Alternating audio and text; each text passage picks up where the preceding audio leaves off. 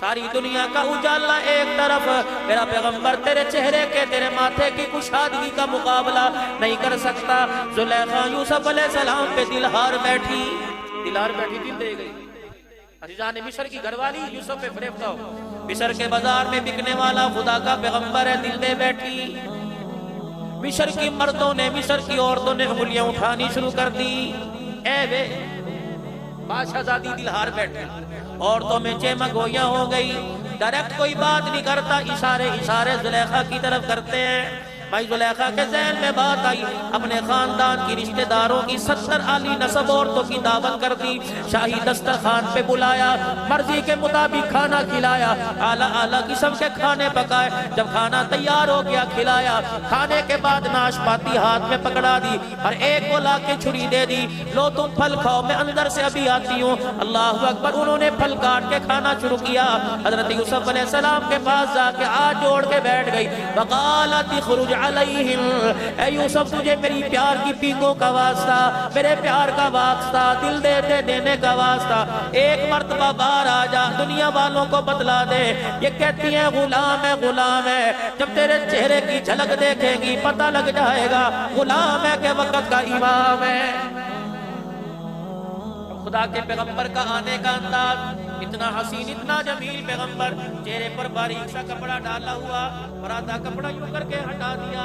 اللہ اکبر، پیغمبر باہر آ رہا ہے اور جو پھل کاٹنے والی عورتیں ان کی نظر پڑی، اللہ اکبر، چھری پھل سے کھسکی، انگلیوں کے پوروں پہ آئی، انگلیاں کٹنی شروع ہو گئی اور کہنے لگی یہ کون ہے؟ وقت کھانا ایدیہن، ہاتھوں کو کاٹا، وَقُلْنَا حَاشَ لِلَّهِ مَا هَذَا بَشَرًا إِنْ هَذَا إِلَّا مَلَكٌ كَرِيمٌ۔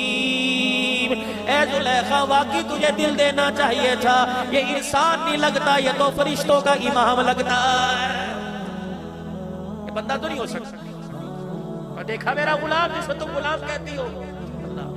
ادھر مائی زلیخا گود میں جھولی میں یوسف علیہ السلام کو لے کے کھڑی، اماں عائشہ سے بھی رہا نہ گیا۔ بھائی عائشہ حسن محمد کو جھولی میں لے کے مدینے کے بازار میں در نبوت کی چوکٹ پہ آ گئی، کہہ لگی آجا زلیخا، بازار حسن میں مقابلہ کر لے، تو حسن یوسف دکھا، میں حسن محمد دکھا دیتی ہوں، اور ترازو انصاف کا اللہ کے ہاتھ میں دے دے، اللہ سے پوچھ لے۔ اللہ اکبر، تیرا حسن کے اندر تیرا یوسف حسین ہے کہ حسن کے اندر آمنہ کا لال مکے کا در یتیم حسین ہے۔ علماء اکرام نے یہاں ایک اور بات نکالی، حضرت یوسف علیہ السلام کو دیکھنے والیوں کا ارادہ نہیں تھا کہ انگلیاں کاٹیں، اور انہوں نے انگلیاں کاٹ بھی لی، اور جنہوں نے حسن مصطفیٰ کو دیکھا، اللہ اکبر، قصدن نہیں، ارادے کے ساتھ گردن لے کے سامنے آ گئے۔ اللہ اکبر، ابو بکر نے دیکھا مال لے کے قدموں میں آ گیا، عمر نے دیکھا تلوار لے کے قدموں میں آ گیا۔ لوگ پوچھتے ہیں انگلیاں کیسے کاٹی جاتی ہیں؟ میں نے کہا سامنے حسن یوسف ہو تو انگلیاں کٹ جاتی ہیں، اور سامنے حسن محمد ہو تو گردنیں بھی کٹ جایا کرتی ہیں۔ اللہ اکبر، لوگ کہتے ہیں گولیاں سینے پہ کیسے کھائی جاتی ہے؟ میں نے کہا حسن محمد کو بیان کرنے والا اعظم تاریخ ہوتا ہے، اسلام آباد کے ٹول پلازے پر گولیاں کھانا آسان ہو جاتا ہے، اسمبلی کے اندر حریت کا پرچم لہرانا آسان ہو جاتا ہے، کورٹ کے اندر بم سے اپنے چیتھڑے اڑوانا آسان ہو جاتا ہے، اپنے گھر کے دروازے پر عظمت صحابہ کا نعرہ لگا کر گولیوں سے سینہ چھلنی کروانا آسان ہو جاتا ہے۔ آج آپ نے میں نے حسن محمد کو نہیں دیکھا، کہتے پھر رہے ہو غلامی رسول میں جان بھی قربان ہے۔ رب ذوالجلال کی قسم ہے، جنہوں نے غلامان محمد کے یاروں کو دیکھا، پھر ان کے یاروں ان کے غلاموں کو دیکھا، وہ جان دینے کے لیے تیار ہو گئے۔ کاش ایک مرتبہ آنکھ حسن محمد دیکھ لیتی، رب ذوالجلال کی قسم ہے، ارادے کے ساتھ جسم کے ٹکڑے کروانے کو تیار ہو جاتی۔ وَالضُّحَىٰ وَاللَّيْلِ إِذَا سَجَىٰ، سبحان، آج امام الانبیاء صلی اللہ تعالیٰ علیہ وسلم کی سیرت کے قائل ضرور ہے، ہم تو پیغمبر کی چادر کا بھی احترام کرتے ہیں اور پیغمبر کی چادر کو یہاں تک مانتے ہیں۔ شام کا وقت ہے، مدنی کریم صلی اللہ تعالیٰ علیہ وسلم جنازے کے لیے تشریف لے گئے اور اپنی نبوت والی چادر اپنی چرپائی پہ چھوڑ کے چلے گئے۔ پرانے وقتوں کا ایک مزاج ہوا کرتا تھا، گھر کے دروازے میں سوراخ ہوا کرتا تھا، باہر سے آنے والے کا سوراخ میں دیکھ کر پتہ لگا لیا جایا کرتا تھا۔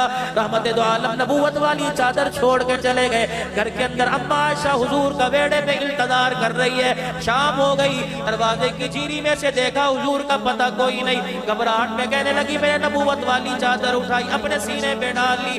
پھر تھوڑی دیر بعد سوراخ میں دیکھا، سامنے کیا دیکھتی ہوں، رسول پاک تشریف لا رہے ہیں اور آسمان سے چھما چھم بارش میرے نبی پہ ہو رہی ہے۔ میں نے چادر پکڑی یوں کر کے اتاری اور دیکھ کے کہنے لگی کاش آج چادر لے جاتے، نبوت والے جسم پہ بارش کے قطرے نہ پڑتے، چادر سے بچاؤ ہو جاتا، کپڑے گیلے نہ ہوتے۔ اتنی دیر میں دروازے کے قریب آ گئی، نبوت کی خوشبو سونگھ کے میں نے حجرے کا پردہ ہٹا دیا، اندر تشریف لائے۔ مارے حیرت کے میں سر پکڑ کے بیٹھ گئی، میری حیرت کی انتہا نہ رہی۔ باہر دیکھا بارش ہو رہی تھی اور اندر آ کے میں نے ہاتھ لگایا جسم کو، ہاتھ کو ہاتھ ڈالا، حتیٰ کہ پیروں کے جوتے کے تلوے کو دیکھا، بارش کا ایک قطرہ بھی نہ لگا ہوا۔